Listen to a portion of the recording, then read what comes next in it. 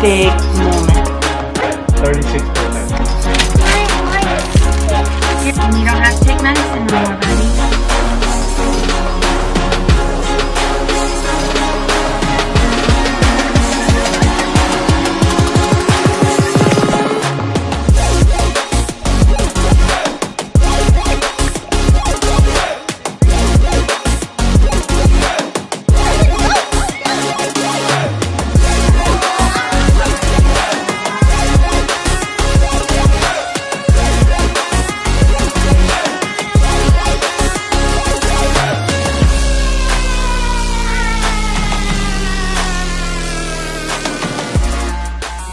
Good morning, everyone. Yes, it's morning and it's 11 o'clock. I'm sitting in a parking lot waiting on a store to open so I could try to exchange something. And I thought I'd get on here since the store wasn't open and try to talk to you about a couple things that I just wanted to get up to date. And I haven't done in a long time. So I've had all these questions and they're just like inadvertently asked questions. And one of them is, are you okay? And I am, truthfully, to be honest, I am completely and utterly a different person than I was 2.5 years ago, more, when Ryder got sick. It changes you. I got diagnosed with post-traumatic stress disorder, and I didn't even really know what that was, and I thought it was just kind of a title.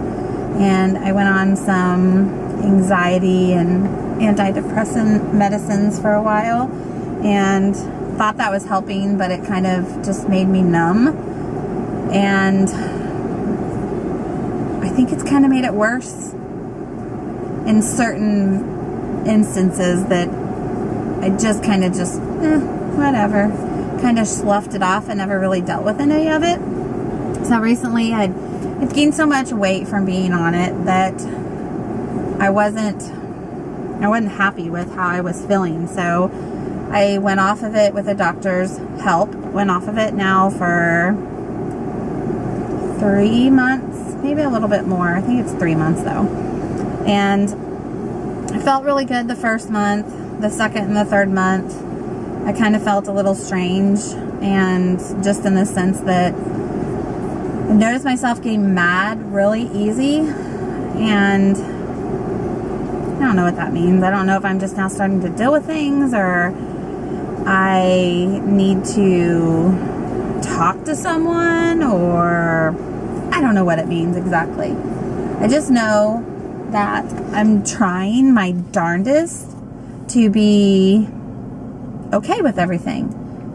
And the slightest little thing... Oh, sorry, that was my air conditioner. The slightest little thing gets me.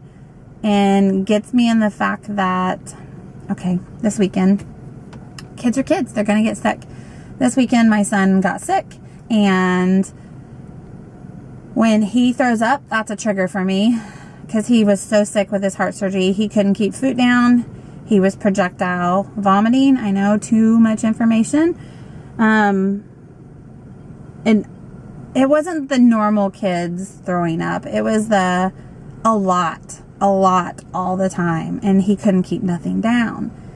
So when he would get sick, it wasn't like I didn't take care of him. It was just now when he gets sick, it brings back all those floods of emotions and sends me into a different place in my head that makes me concerned and worried, and I don't sleep. And I think, oh my God, I need to check his heart, and how is he okay? Is he still moving? Is he still breathing? It's just a flood of things that come back, and this happens a lot. Kids are kids. They eat something funny. They do stuff, and my little triggers for things that happen with him that reminds me of things put me in a not very good place. And I'm trying really hard, and it changes you as a couple. Chopper and I've had to deal with a lot of things that every heart mom and dad or parent of a sick child deal with. And It's not fun, it's not fair, and it's really hard to deal with.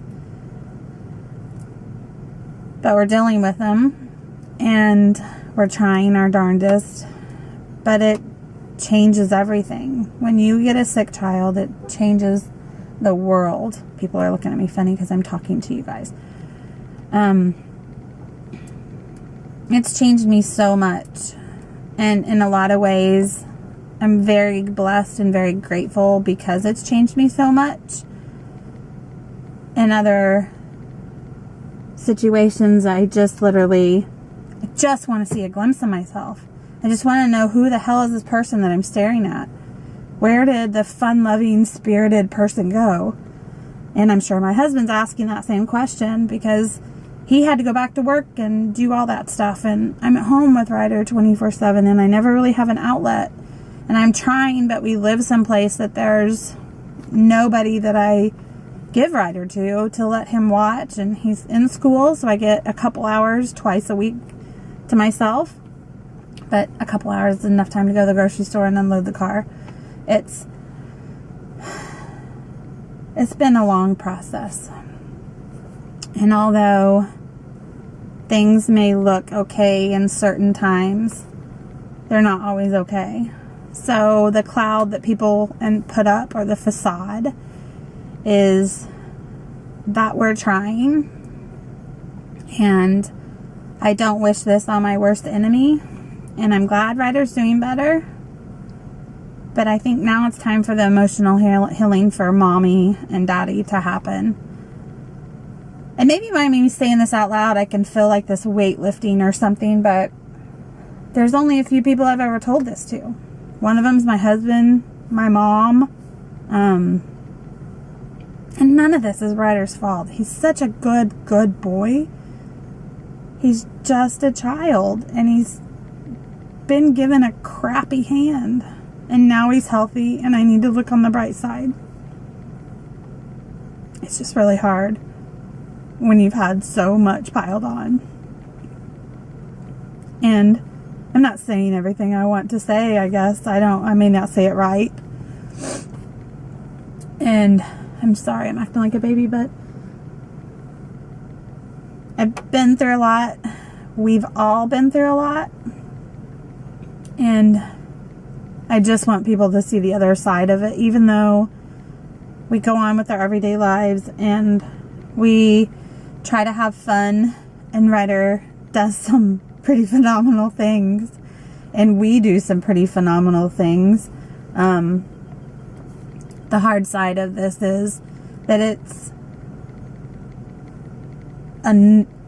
just another factor that weighs on us. And I want people to see that it's not always unicorns and rainbows. It's a lot of clouds and a lot of thunderstorms, and we're trying.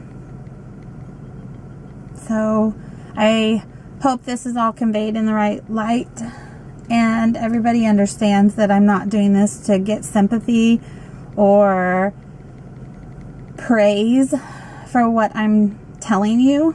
I'm just telling you that this is a whole nother side, and I pray and hope that it gets really, really better soon, because Ryder deserves to have a great and happy, fun-living childhood.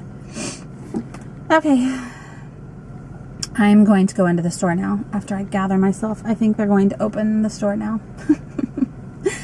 I hope you get a different look at this and send some love to a mama or daddy who's taking care of a sick baby, because it's not just at the time of, it happens for years after. It's a changing factor. All right.